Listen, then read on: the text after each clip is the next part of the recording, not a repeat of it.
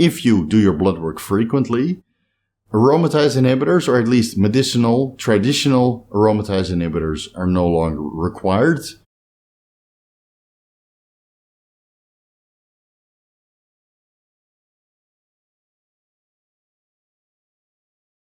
Welcome to Vigorous PEDs. I'm Coach Steve. Is a high test cycle without an aromatase inhibitor possible? Or cycling without the use of an aromatase inhibitor, is that a suitable approach?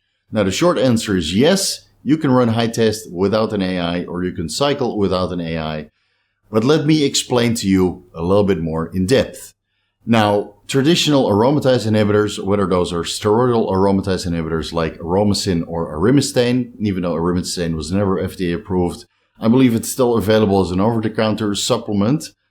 Promoted as a testosterone booster, which is true. Inhibiting aromatase enzyme when you're drug-free with Arimistane will significantly raise testosterone concentrations, even though I don't find that's a suitable approach. And you can definitely not call yourself drug-free anymore, because Arimistane, when you look at the molecule, same as Aromasin, that's a steroid molecule, baby.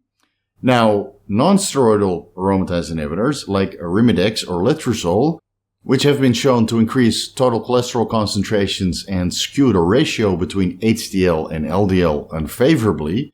So if you have to go with an aromatase inhibitor, I would always go with Aromasin because it has been FDA approved and it has less deleterious health ramifications regarding your lipid concentrations for the same amount of estradiol management.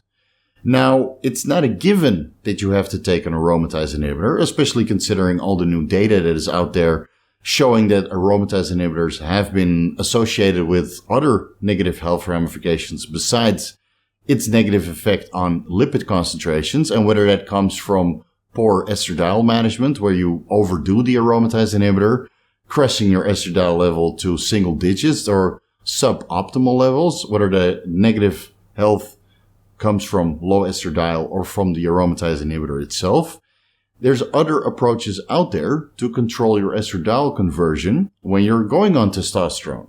So many different compounds out there hold several different anti-estrogenic properties. For example, DHT derivatives are able, just like Aromasin, to enter the aromatase enzyme. Now, Aromasin is a suicide inhibitor, so it binds to the aromatase enzyme permanently, but most DHT derivatives will temporarily bind to the aromatase enzyme, just like Arimidex or Letrozole do. So Mastrone, for example, Primobolan, Dihydroboldenone, Winstrol, Anavar, basically any DHT derivative will temporarily bind to the aromatase enzyme and prevent conversion, metabolization of testosterone into estradiol. Now, they do that with different levels of affinity. So on a milligram for milligram basis, I feel that Mastrone is a lot more potent than Primobolan, and Primobolan is more potent than Dihydroboldenone, and Dihydroboldenone is more potent than Proviron, where you see that Proviron is more potent on SHBG reduction because it has very high affinity for the sex hormone binding globulin. So I feel that Proviron is probably the least productive regarding anti-estrogenic properties. But Mastrone, Primobolan, and Boldenone, assuming that it converts to a significant amount of dihydroboldenone, those three are probably the most suitable steroidal aromatase inhibitor, given that the ratio between testosterone and one of these DHT derivatives is carefully adjusted based on serum estradiol concentrations. Because, of course, we take, the Primobolan, the Mastrone, or Boldenone, or dihydroboldenone for some of its unique properties, whether that's anabolism, protein synthesis, reduced subcutaneous water retention. They all hold their unique characteristics. And it's the secondary benefits of Primobolan, Mastrone, Boldenone, or dihydroboldenone, which have its effect on anti-estrogenic properties.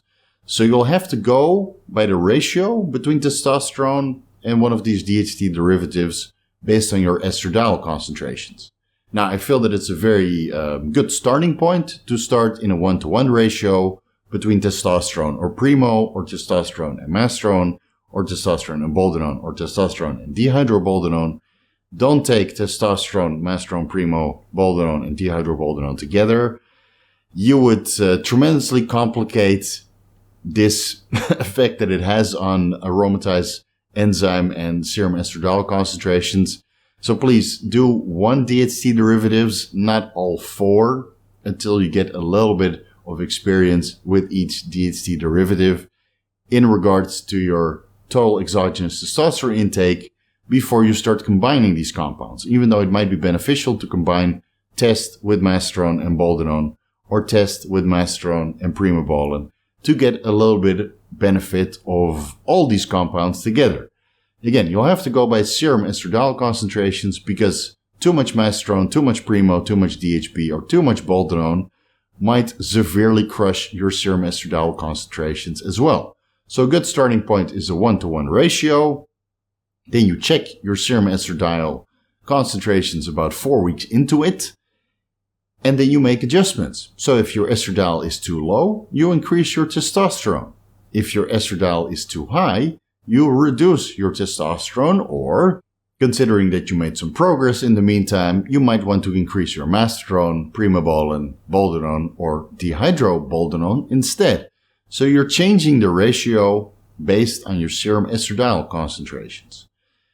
And you'll still have to do a confirmative blood work 4 weeks later, because it usually takes about 4 weeks, considering the esters of the testosterone and the DHT derivatives are a little bit longer in most cases, so you stick with a testosterone enanthate or cypionate, or masterone propionate, or methanol enanthate, or boldenone, boldenone andecilonate.